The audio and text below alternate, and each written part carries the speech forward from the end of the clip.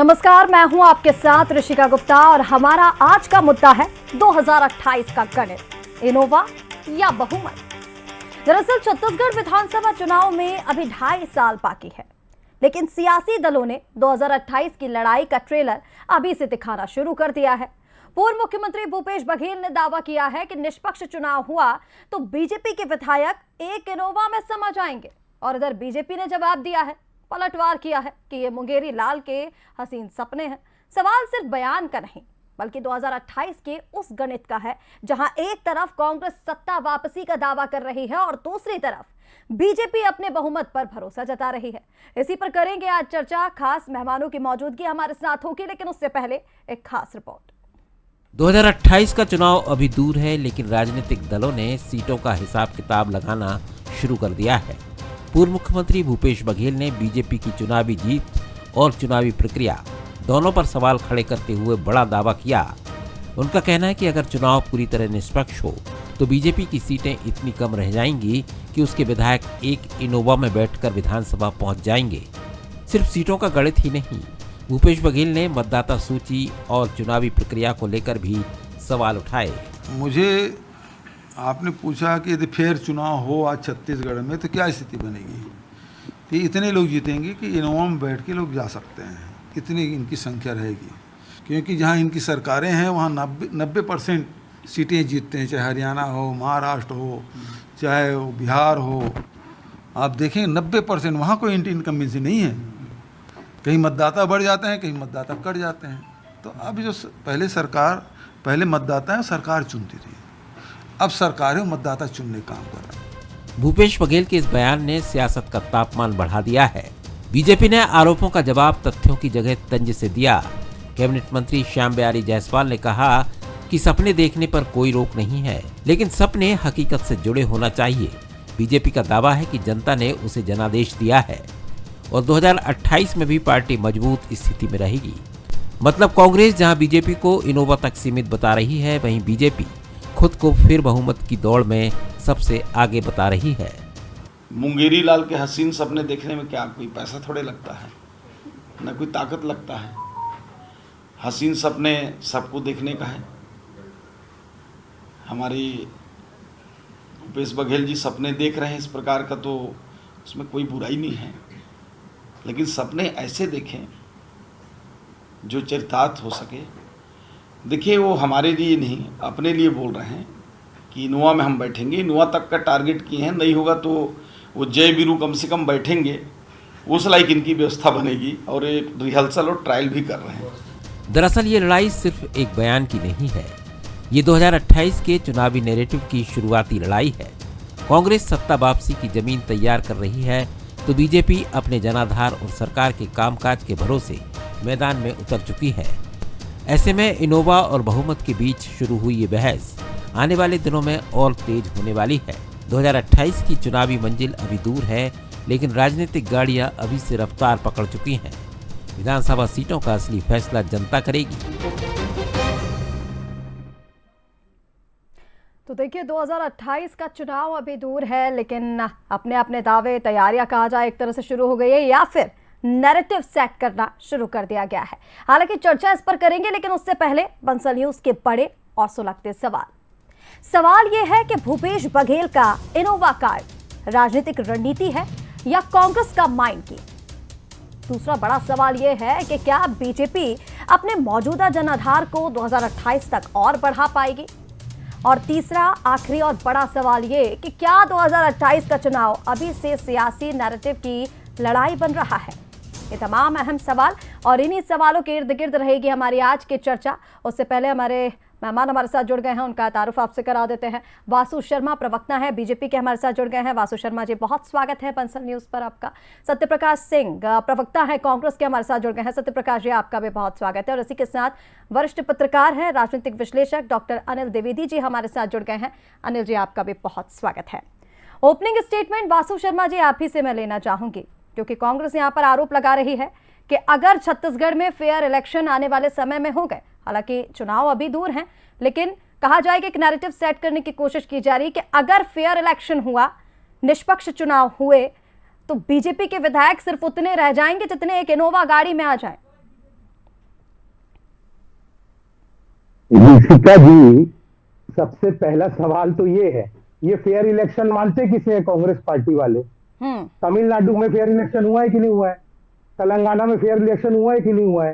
केरल में fair election हुआ है कि नहीं हुआ है? वहां तो कांग्रेस पार्टी की सरकार बनी है, तो वहां क्या फेयर इलेक्शन हुआ है? यानी कांग्रेस पार्टी जहां जीतेगी वहां इनके हिसाब से फेयर इलेक्शन हो रहा है, और बाकी जगह जहां भारतीय जनता पार्टी या अन्य पार्टी जीतेगी तो वहां फेयर इलेक्शन नहीं हुआ।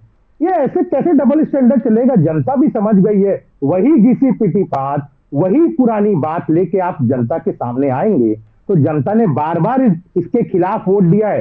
पहले ये कहते थे कि पहले ईवीएम हैक होता है, सुप्रीम कोर्ट ने बता दिया। अब ये कहते हैं एसआईआर क्यों हो रहा है, एसआईआर पे भी सुप्रीम कोर्ट का जजमेंट आप देख लीजिए। तो हर जगह से कांग्रेस पार्टी बेनकाब होते जा रही है। इस दिक्कत इसमें नहीं है। आज जो भूपेश बघेल जी कह रहे हैं इनोवा कार में भारतीय जनता पार्टी के कार्यकर्ता समझ जाएंगे। आपको थोड़ा पीछे चले चलता हूं ऋषिका जी, ये बड़ी बड़ी बातें करते थे, कहते थे हमारी 75 सीट आएगी, लेकिन 5 साल में छत्तीसगढ़ की जनता इनसे इतनी त्रस्त हो गई कि वापस सत्ता से उतार दिया भूपेश बघेल जी और उनकी पार्टी को। तो पहले अपना घर देख लीजिए, अपना संभाल लीजिए। वहां पर यह हालत है कि भूपेश बघेल जी को ही इनोवा में बैठने देगी कि नहीं कांग्रेस पार्टी, और विधानसभा जाने देगी कि नहीं देगी, सवाल ये हो रहा है। पहले अपना घर देखे वो। भारतीय जनता पार्टी की चिंता छोड़े, भारतीय जनता पार्टी तो 24 घंटे 365 दिन जनता के बीच में रहने वाली पार्टी है। आपके टाइप नहीं, चुनावी वो समर आते हुए जनता के बीच में जाते हो। यही फर्क है भाई भारतीय जनता पार्टी। भूपेश बघेल जी कांग्रेस के लोगों को समझना चाहिए। ठीक है। सत्यप्रकाश सिंह जी, आपसे आप जवाब लेना चाहूंगे। आपने सुना वासु शर्मा जी ने क्या कहा, और सबसे पहला सवाल तो सर बनता भी यही है कि फेयर इलेक्शन आप किसे समझ रहे हैं? क्यों आपको ऐसा लगता है कि फेयर इलेक्शन नहीं हो रहे हैं, निष्पक्ष चुनाव नहीं हो रहे हैं? और आपने भूपेश बघेल ने जो भी बयान दिया है उस पर पलटवार भी बीजेपी की तरफ से आ गया है। वो ये कह रहे हैं कि मुंगेरी लाल के हसीन सपने हैं, सपने देखने में थोड़ी ना पैसे लगते हैं। दरअसल ये चुनावी हार की रिहर्सल कांग्रेस कर रही है, ये कहना है मंत्री श्याम बिहारी जायसवाल का। देखिए ऋषिका जी, आपको भी मालूम है जिस सब चुनाव आयोग काम कर रही है, चाहे वो बिहार का चुनाव हो, आचार संहिता लगी हो, उसमें 10,000 पड़ जाते हैं, चाहे बंगाल का चुनाव है, जिस हिसाब से लोगों के नाम काटेगा, 28 लाख से ज्यादा लोगों के नाम गायब हो गए। हरियाणा हो, 5 बजे तक की वोटिंग होती है, कुछ और प्रतिशत बताया जाता है, और 3 दिन बाद 10% तक की बढ़ोतरी हो जाती है वोट प्रतिशत में। और महाराष्ट्र की बात हो, इसी तरह से वहां हुआ। तो इस तरह की चीजें हो रही है। और देखिए महत्वपूर्ण क्या है, महत्वपूर्ण है कि हमारी पूर्व मुख्यमंत्री ने क्या बात की कि अगर चुनाव हुए फेयर तो इतनी सीटें रहेगी कि इनोवा में आ जाएगी। मतलब क्या, 2.5 साल में आपके कार्यकाल की जो बात हो रही है उसकी है, मुद्दा क्या उसकी बात हो रही है। अब इन्होंने बोला कि भाई अपनी देखिए, रवि भगत पूर्व अध्यक्ष भाजपा, आदिवासी नेता, भ्रष्टाचार में सवाल खड़े किए अपनी सरकार पे, उनको कहीं ना कहीं कारण मतलब नोटिस दे दिया जाता है, उनको आहत हो गया, वो पार्टी छोड़ देते। रवि भगत जैसे बड़े नेता का, आदिवासी नेता, बृजमोहन अग्रवाल जी लोकसभा सांसद है, वरिष्ठ नेता है इनके, उन्होंने कई बार सवाल खड़े किए अपनी सरकार में, जमहूरी का मामला हो, चाहे वो अब 56 सरपंचों ने इस्तीफा दे दिया क्योंकि फंड नहीं मिला, 2.5 साल में कोई विकास कार्य नहीं हो पा रहे 56 सरपंचों ने। और आज इन्हीं के वरिष्ठ नेता है, भाजपा के जिला मोर्चा के अध्यक्ष है, उन्होंने सवाल खड़े किए, मुकेश गुप्ता जी ने, कि कहीं ना कहीं सरकार काम नहीं कर रही, कई सवाल खड़े किए। और आज ये धरसीवा के जनपद अध्यक्ष है, जनपद सदस्य है, माफ की नाम बता रहा हूं आपको, दयाशंकर निषाद जी, उन्होंने सवाल खड़े किए कि कुशासन की सरकार है, ये भाजपा सरकार तो आएगी नहीं। तो इनके कारनामे ये बता रहे हैं कि 2.5 साल में दुष्कर्म की घटना हो, किसान आत्महत्या कर रहा है, कहीं ना कहीं रोजगार की, आपने 20 प्रतिवर्ष की बात की, रोजगार नहीं मिल रहा है, सड़कों पर युवा है। बयानों के आधार पर आप बीजेपी का गणित बता रहे हैं कि कितने विधायक रह जाएंगे। सत्यप्रकाश जी, दूसरे जो बयान दे रहे हैं उस पर यह गणित निकाला जा रहा है, या फिर तो आप जवाब पहले इसी का दे दीजिए। जैसा कि आपने भी कहा कि निष्पक्ष चुनावी प्रक्रिया नहीं हो रही है, कई मतदाताओं के नाम कट जाते हैं, कई के जुड़ जाते हैं, तो फिर जहां पर आपकी सरकार बनी है वहां पर क्या हुआ है सर? वहां पर भी निष्पक्ष चुनाव नहीं हुए क्या? ऋषिका जी देखिए, ये आपने अच्छी बात की। मैं एक चीज आपको बताऊं, अगर कई मोहल्ले में अगर 10 घर है, 8 घर में चोरी हुई है और 2 घर बनेंगे, तो क्या हम चोर को छोड़ देंगे? क्या नहीं, 2 घर में तो चोरी हुई नहीं, चोर को छोड़ दीजिए, बहुत ईमानदार चोर है कि कम से कम 2 घर तो छोड़ दिए इसने। तो कहीं ना कहीं ये किया जाता है। इनको मालूम है किस तरह से चुनाव मैनेज कर रहा है, किस तरह चुनाव आयोग चुनाव मैनेज करेगा। ये चुनाव आयोग इवेंट मैनेजमेंट चल रही है। और देखिए, आपको नहीं मालूम क्या महाराष्ट्र में क्या हुआ, बार इवेंट मैनेजमेंट, जहां पर हार गए आप वहां पर इवेंट मैनेजमेंट, जहां पर आप हार गए वहां पर आपने चुनाव आयोग पे सवाल खड़े कर दिए। वासु शर्मा जी, आप कुछ कहना चाह रहे थे, जल्दी से बोलिए, फिर अनिल द्विवेदी जी के पास में जाऊंगी। देखिए रसिका जी, ये कह रहे हैं ये कह रहे हैं कि चुनाव आयोग सेटिंग कर लेता है भारतीय जनता पार्टी के साथ, यानी इनका कहना ये है कि बाकी जगह कांग्रेस पार्टी जिता देता है, बाकी जगह भारतीय जनता, यानी ये बचकानी बातें कांग्रेस पार्टी कब तक करेगी? अरे आपके नेता राहुल गांधी, उनके नेतृत्व में 99 चुनाव आप हार चुके हैं। आप अपने नेतृत्व पे सवाल उठाइए, ना कि चुनाव आयोग, जनता और बाकियों पे सवाल उठाइए। पहले अपना नेतृत्व को मजबूत कीजिए, तब तो जनता आपको वोट देगी ना। नेतृत्व मजबूत है नहीं, चुनाव आयोग और जनता पे सवाल उठाते हैं, ठीक है, तो कैसे होगा भाई ऐसे? ठीक है, मैं आपके पास लौटती हूँ। अनिल द्विवेदी जी, मैं सर आपके पास आना चाहूंगी सीधा।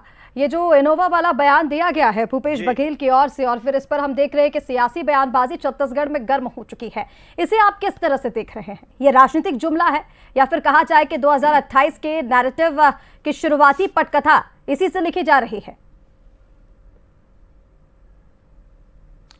देखिए, 2028 में जो विधानसभा चुनाव होने हैं वो भाजपा और कांग्रेस के बीच ही होंगे, यही प्रमुख विपक्षी दल हैं, और इसलिए समय समय पर दोनों एक दूसरे की नब्ज टटोलते रहते हैं। माहौल देखते हैं, जनता के बीच कौन से मुद्दे आ रहे हैं, उससे किसको कितना नुकसान हो रहा है, इसका आकलन करने के बाद इस तरह के बयान सामने आते हैं कि कांग्रेस कहती है कि अगले चुनाव में बीजेपी इनोवा गाड़ी में निपट जाएगी, और बीजेपी कह रही है कि स्कूटर में कांग्रेस निपट जाएगी। अब ये जनता पहले तय कर ले कि इनोवा ज्यादा बड़ी होती है या स्कूटर।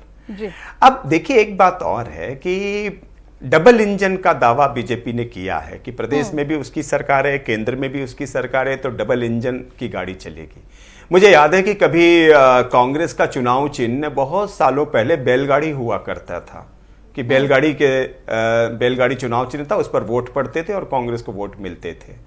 तो तब भी कांग्रेस बहुत अच्छे से जीतती थी कि वो बैलगाड़ी में चलती थी। अब का दौर यदि इनोवा और स्कूटर का है तो भी समझा जा सकता है कि दोनों राजनीतिक दल कितने प्रभावी होंगे। तो जनता का यह फैसला 2028 में होगा कि किसको इनोवा देनी है और किसको स्कूटर देना है। बिल्कुल। लेकिन हालांकि अभी उसमें 2.5 साल बचे हैं। कांग्रेस जो अभी तक थोड़ा ऊर्जावान नहीं थी, वो अब थोड़ा ऊर्जास्वित हुई है। आपने तो एक पूरी सीरीज बता दी, पहले बैलगाड़ी, अब स्कूटर, इनोवा, यानी कि आप देखिए कि राजनीतिक बयानबाजी किस दौर में जाती जा रही है। हालांकि जो आपने सवाल किया, और देखिए जो आरोप लगाए जा रहे हैं भूपेश बघेल की ओर से, सर एक तीर से दो निशाने कहा जाए। एक तरफ तो बीजेपी पर निशाना उन्होंने साथ दिया, तो वहीं दूसरी तरफ वो चुनाव आयोग पर सवाल खड़े कर रहे हैं, चुनावी प्रक्रिया पर सवाल खड़े कर रहे हैं। तो क्या विपक्ष की माना जाए कि स्थायी रणनीति यही बन गई है कि हार गए हैं तो चुनाव आयोग का बीजेपी के साथ सेटलमेंट हो गया है, जहां पर चुनाव है वहां पर इवेंट मैनेजमेंट होता जा रहा है? ऋषिका जी, आपके इस वक्तव्य पर एक शेर बहुत अच्छा फिट बैठता है जो राजनीतिक दलों के लिए है, और वो शेर ये है कि वो आराम से हैं जो भ्रम में हैं।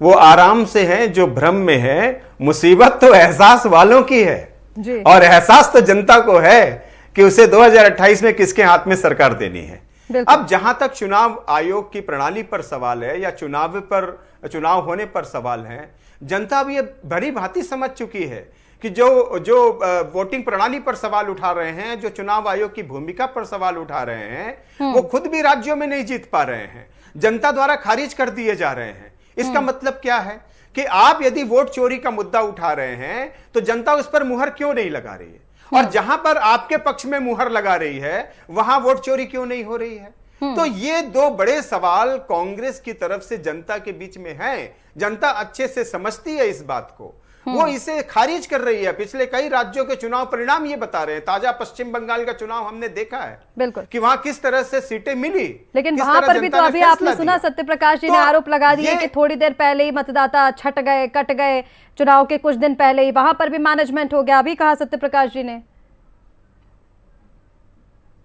क्या कांग्रेस ये ऐलान कर सकती है कि जिन राज्यों में वो अब सरकार में है वहां अगले चुनाव वो मतपत्र के आधार पर करेगी? कांग्रेस को ऐलान करना चाहिए कि हम अगले चुनाव जो है वो मतपत्र के आधार पर करेंगे। क्यों वो इस पर इलेक्ट्रॉनिक वोटिंग मशीन पर आती है? ऐलान करे ना, जिन राज्यों में वो सत्ता में है, गठबंधन में है, वहां वो ऐलान करे कि हम अगला चुनाव मतपत्र के आधार पर लड़ेंगे। बीजेपी खारिज करती है नहीं करती है, जनता देखेगी। ठीक है सत्यप्रकाश जी, देखिए मैं वासु जी आपके पास आऊंगी, लेकिन सत्यप्रकाश जी अभी अनिल जी को आपने सुना, उनकी बातों का भी जरा जवाब दीजिए। और ये तो तय है ना, जनता को किसे सत्ता पर लाना है, जो देखिए उनकी तरफ से, भूपेश बघेल की तरफ से भी कहा गया कि पहले ऐसा होता था कि जनता सरकार चुनती है, लेकिन अब सरकार जनता चुन रही है। लेकिन ऐसा क्यों? अगर आप जनता के मुद्दों को ठीक से उठाएंगे तो आपकी सरकार भी बनेगी। और इतना अच्छा एग्जाम्पल अनिल जी ने दिया है कि पहले बैलगाड़ी जब आपका चिन्ह हुआ करता था तब भी तो बैलगाड़ी पर पूरी जनता बैठती थी, आपको सत्ता में बैठालती थी, तो अभी क्यों भरोसा नहीं है? अच्छा ऋषिका जी, आपको मालूम होगा, और अभी अनिल द्विवेदी जी वरिष्ठ पत्रकार हैं, 2019 में जब हमारी सरकार बनी थी, 2018 माफी है, कि छत्तीसगढ़ में हो, मध्य प्रदेश में हो, राजस्थान में, तीनों राज्यों में हमारी सरकारें बनी थी। उस समय आपको याद होगा दिल्ली में प्रेस कॉन्फ्रेंस हुई थी राहुल गांधी जी का, और राहुल गांधी जी ने खास तौर से बोला था कि मैं आज भी मत पथ से चुनाव का पक्षधर हूँ। आपको याद होगा गुजरात के जब मुख्यमंत्री थे नरेंद्र मोदी जी, तब उन्होंने कई सवाल खड़े किए थे कि ईवीएम सेटिंग हो रहा है, ईवीएम सही हो रहा है। और नरसिम्हन राव कौन है, इनके राज्यसभा सांसद, सबसे पहले किताब तो उन्होंने लिखा था, डेमोक्रेसी एट रिस्क। आज क्या हो गया? आज वो ईवीएम इतनी प्यारी क्यों लग रही है? तो सवाल वही है कि आज, क्योंकि देखिए उस समय इस तरह की चीजें खड़ी नहीं हुई। आपको याद होगा उस समय क्या इतना बवाल हुआ, क्या बीजेपी इतने सवाल खड़े किए, क्या रोड पर उतर गई, क्या जनता ने इतने सवाल खड़े किए? आज के भ्रम की स्थिति जैसी है वैसी उस समय ठीक है। तो ये कहने के निष्पक्ष चुनाव उस समय होते थे, पर अब नहीं है। चुनाव आयोग के उस समय जो अध्यक्ष थे, उनके धर्म को लेकर भी सवाल खड़े कर दिए थे, नरेंद्र मोदी जी ने किए थे मुख्यमंत्री रहते हुए। आज के हालात है, आज वही चुनाव आयोग जो सब बहुत प्यारा लग रहा है, आज ये बहुत प्यारा लग रहा है। तो सवाल यही है कि कहीं ना कहीं रात के अंधेरे में चुनाव आयोग अगर ये अनुमति देता है कि आप शपथ ले लीजिए, तो किसके कहने पे हो रही है? अगर ये कहते हैं कि आप दर्जा बांट दीजिए, तो किसके कहने पे हो रहा है? अगर ये हो रहा है कि भाई हमको सुप्रीम कोर्ट तक जाना पड़ रहा है कि हमारा नाम कट जा रहा है, तो किसके कहने पे हो रहा है? तो ये कहीं ना कहीं संदेह पैदा करता है कि नहीं करता है। और देखिए एक बात में बोलो, चुनाव हारना जीता, हम विपक्ष से मुद्दा उठा रहे हैं, जनता का मुद्दा उठा रहे हैं। क्या नीट का मामला हमने नहीं उठाया? क्या हमने नहीं उठाया? क्या हम रोजगार की बात नहीं कर रहे? क्या हम पेट्रोल डीजल के हाई की बात नहीं कर रहे? मगर कहीं ना कहीं चुनाव आयोग इस तरह के काम करेगा तो मुद्दे दबेंगे, मुद्दे जनता को उठेंगे, जनता सवाल करती है। मगर एक चीज और बोलूंगा, चुनाव हार जीत अलग विषय। 40 साल तक चुनाव हारे हैं ये, 11 लोकसभा, आप उंगलियां कम पड़ जाएंगी। श्यामा प्रसाद मुखर्जी 6 लोकसभा चुनाव, अटल बिहारी वाजपेयी 4 लोकसभा चुनाव, लाल कृष्ण आडवाणी 4 लोकसभा चुनाव। तो ये क्या उनके नेतृत्व पे, क्या उनके नेतृत्व क्षमता पे सवाल खड़े करेंगे कि हाँ 40 साल तक हम हारते रहे क्योंकि अटल जी का नेतृत्व अच्छा नहीं था, लाल कृष्ण आडवाणी जी का नेतृत्व अच्छा नहीं था, श्यामा प्रसाद जी का नेतृत्व अच्छा नहीं था? ये बता दीजिए आप। आपके पास मगर चुनाव आयोग की बात हो रही है खास तौर से। ठीक है वासु शर्मा जी, जवाब दीजिए। बार बार वही आरोप आप पर लग रहे हैं, और ऐसा पहली बार नहीं है, इसके पहले भी कई बार आपके ऊपर आरोप लगे हैं। लेकिन सवाल ये भी है कि छत्तीसगढ़ में जिस तरह के दावे किए जा रहे हैं, हालांकि बीजेपी सत्ता में है, दावे करना बहुत अच्छी बात है, कॉन्फिडेंस होना भी अच्छी बात है, लेकिन ओवर कॉन्फिडेंस नहीं सर। यहाँ पर आपको क्या लग रहा है कि एंटी इनकम्बेंसी कोई बड़ी चुनौती आपके लिए नहीं है, और आपको बिल्कुल आपने ये मान लिया है कि जनता का जनादेश आप ही को मिलने वाला है? नहीं ऋषिका जी, देखिए आपने बहुत अच्छा सवाल किया। आज हमको जनता पे भरोसा क्यों? मैंने पहले कहा, जैसे पहले वक्त में कहा, हम 24 घंटे 365 दिन जनता के बीच में रहने वाली पार्टी है।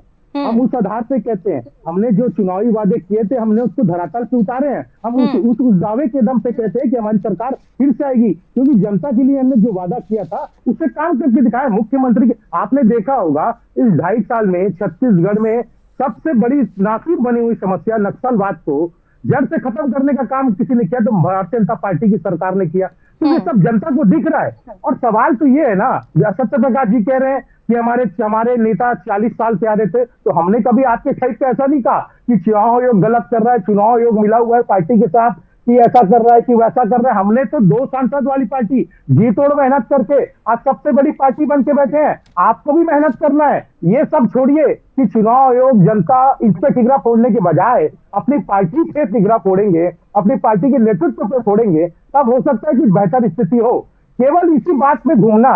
और दूसरी बात मैं तो ये पूछना चाहता हूँ, अभी ये कहते हैं कांग्रेस पार्टी वाले कहते हैं कि चुनावी मैनेजमेंट हो रहा है, चुनावी ये हो रहा है, तो कैसा मैनेजमेंट है? वही तो मैं तेलंगाना बाकी जगह जीत जाते हैं। अब बिहार की बात करता हूं मैं, बिहार में 60 लाख नाम कटे। रसिका जी, ये कांग्रेस पार्टी वाले कहते हैं, अब कांग्रेस पार्टी से पूछिए कि चुनाव आयोग पास कितने लोगों का दस्तावेज लेके गए, ये वैलिड नाम है, इसको नाम को जोड़ दीजिए। अगर आप उठा के देखेंगे तो एक भी कांग्रेस पार्टी ने शिकायत नहीं की। बंगाल के अंदर भी ऐसा ही है, कांग्रेस पार्टी ने एक भी लोगों का शिकायत नहीं किया। तो केवल सवाल उठाना है, केवल झूठ फैलाना है। जब तथ्यों की बात हुई, और राहुल गांधी जी की बात है, बड़े बड़े आरोप लगाते हैं, कहते हैं हम हलफ, चुनाव आयोग ने कहा आप हलफनामा देख के बता दीजिए कि ये गलत हमने किया है, तो उस आधार पे आपकी बातें जांच भी कराएंगे, सब कुछ करेंगे, लेकिन भाग खड़े होते हैं। तो ऐसा झूठे आरोप लगा के भाग खड़े होने की आदत अभी जैसे देखा ना आपने राहुल गांधी जी कैसे माफी मांगने लग जाते हैं हर मामले में। यही हालत कांग्रेस पार्टी की हो चुकी है। ठीक है, अब हालत जो कांग्रेस पार्टी की हो चुकी है और आने वाले समय में क्या होगा ये तो जनता तय करेगी सर। लेकिन एक बात ये भी तय है कि अगर हम भूपेश बघेल की बात करें, ये सवाल मेरा अनिल जी आपसे भी है और सत्यप्रकाश जी मैं आपसे भी ये सवाल करना चाहूंगी। भूपेश बघेल जी हमेशा प्राइम टारगेट पर रहते हैं, चाहे वो बीजेपी के लिए हो, और अगर वो कोई भी बयान दे देते तो हमने देखा कि कांग्रेस के कार्यकर्ता भी उसे पुरजोर तरीके से उठाते हैं, लाइमलाइट में आ जाते हैं। अनिल जी क्या कहेंगे इस पर? भूपेश बघेल ही क्या आने वाले समय में कांग्रेस का फेस हो सकते हैं? क्योंकि हमने देखा है कि अगर बीजेपी को भी टारगेट करना है तो वो भूपेश बघेल पर ही करती है, क्योंकि दीपक बैज देखिए लंबे वक्त से पीसीसी चीफ हैं, चरणदास महंत भी हैं, लेकिन किसी और के बयानों को इतना उठाया नहीं जाता जितना भूपेश बघेल के बयानों को उठाया जाता है। देखिए, निश्चित तौर पर भूपेश बघेल पूर्व मुख्यमंत्री हैं और अभी तो अखिल भारतीय राष्ट्रीय कांग्रेस के महासचिव भी हैं और छत्तीसगढ़ में उनका अपना एक जनाधार है। हम उन्हें काफी, मुझे लगता है कि बचपन से हम उनको विधायक के तौर पर देख रहे हैं जी। जिस तरह उन्होंने सरकार चलाई और जिस तरह से 5 साल तक वो मुख्यमंत्री बने रहे, तो इसमें तो कोई दो मत नहीं है कि उम्र के हिसाब से भी, जनमत के हिसाब से, मुद्दों के हिसाब से, कार्यकर्ताओं की फौज के हिसाब से अभी भूपेश बघेल नंबर 1 तो बने हुए हैं। और जिस तरह कांग्रेस आलाकमान ने उनको महत्व देते हुए महासचिव बनाया है, तो निश्चित तौर पर उनकी जो रणनीति है, जिस तरह वो हिमाचल प्रदेश के प्रभारी रहे, जिस तरह वो पंजाब के प्रभारी बनाए गए हैं, एग्रेसिव हैं। उनके कहने पर अभी प्रभारी महिला कांग्रेस के नेत्री की नियुक्ति हुई है। तो अगर उनके राजनीतिक विरोधी ये सोच रहे हैं कि उनका कद घट रहा है, ऐसा बिल्कुल है। अभी जनता के बीच उन्होंने जो बड़ा जाके प्रदर्शन किया तिल्दा नेवरा में, वो उससे भी पता चला कि कहीं उनका अपना एक जनाधार है और इसलिए फ्रंट मोर्चे पर आकर के अब वो खेल रहे हैं। वो जानते हैं कि अब जो जिस तरह से मुद्दे उठ रहे हैं उनको भुनाने का समय आया है। ठीक है, मुख्यमंत्री कौन होगा या नेता प्रतिपक्ष कौन होगा ये तो चुनाव परिणाम आने के बाद पता चलेंगे, लेकिन अगर अभी कांग्रेस को ऊर्जस्वित रहना है, कांग्रेस को यदि अच्छे फैसले करने हैं, तो अपने युवा नेताओं की फौज को सामने लाना पड़ेगा और वो नेता कहीं ना कहीं भूपेश बघेल के समर्थन में है। तो संगठन में, पार्टी में, विधायक दल में भूपेश बघेल की अपनी स्वीकारोक्ति है, इससे दो मत कहा नहीं। जनता के बीच में भी उनका अपना जनाधार है। उन्होंने 5 साल जो जिस तरह सरकार चलाई उसको लेकर के जनता के बीच में एक उनके लोकर के एक माहौल तो है उनके पक्ष में। बिल्कुल, भूपेश बघेल जिस तरह से जनता के मुद्दे उठाते हैं, चुनाव उसका समर्थन मिलता है, जनता का समर्थन भी मिलता है भूपेश बघेल को, और हमने देखा है कि वो मुद्दे फिर जमीनी स्तर पर पुरजोर तरीके से उठाए जाते हैं। सत्यप्रकाश जी जल्दी से आप अपनी बात रखें क्योंकि समय खत्म हो रहा है, आप कुछ कहना चाह रहे थे। देखिए ऋषिका जी, मैं बात अभी जैसे आपने बोला भूपेश बघेल जी की बात थोड़ी ना, हाँ वो पूर्व मुख्यमंत्री हैं, सम्मानित नेता है, बड़े नेता है, मगर हम एकजुट होकर चुनाव के लिए में तैयारी में जा रहे हैं और एकजुट होकर अभी भी हम विपक्ष में हैं तो जनता के मुद्दे उठा रहे हैं। नकदी का मामला हो, आने वाले समय में अगर कांग्रेस आती तो भूपेश बघेल ही फेस होंगे। सत्यप्रकाश जी जैसे मैंने बोला ना, अभी हम विपक्ष में तो एकजुट होकर लड़ रहे हैं, एकजुट होकर जनता के मुद्दे उठा रहे हैं, एकजुट होकर के विपक्ष लड़ रहा है और बीजेपी का जो काम है बीजेपी वो कर रही है। आप सभी का हमारे साथ जुड़ने के लिए बहुत शुक्रिया। तो देखिए, दोनों ही दलों के अपने अपने दावे हैं, अपने अपने वादे हैं, लेकिन इन दावों के, इन बयानों के, इन तंज के क्या मायने निकाले जाएं। हालांकि लोकतंत्र की हम बात करें तो किसी के बयान, किसी के तंज से कुछ नहीं होने वाला। आखिरी फैसला जनता का होगा। चुनाव अभी दूर है और देखना होगा कि जनता किसको अपना समर्थन देती है। फिलहाल के लिए इस चर्चा में इतना ही। ज्यादा अपडेट्स के लिए आप बने रहिए बंसल न्यूज के साथ। नमस्कार।